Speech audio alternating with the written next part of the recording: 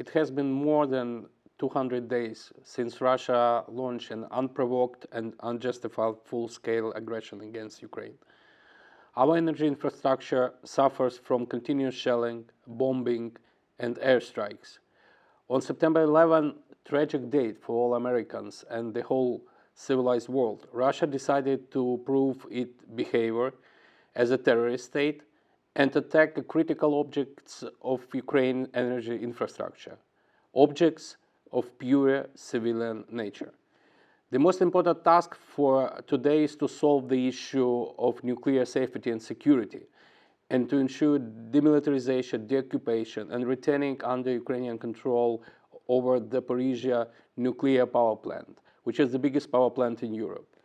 Following violation of the 7 pillars of nuclear safety by Russia, confirmed by the recent EIA mission to Zaporizhzhia, raised an issue of securing peaceful atom to a new level. It is unacceptable that nowadays some country commit occupation and continues its military presence at the civil nuclear object. However, the energy war has started by Russia even earlier, with the strengthening its monopoly in energy supply and afterwards cutting of gas export to Europe. In 2021, before full-scale war started, Ukraine's energy mix comprised 70% of clean energy, namely nuclear, hydro, and renewables.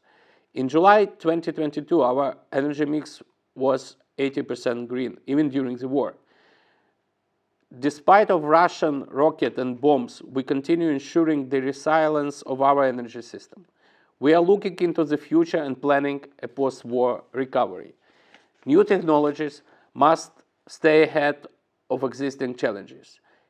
That's why we are planning to boost the role of renewables, invest in energy efficiency, and foster digital innovations. Our plan is not to restore Ukraine's energy industry as it was before the war, but to build a sustainable industry fit for the 21st century. Finally, after our victory, the peace will come.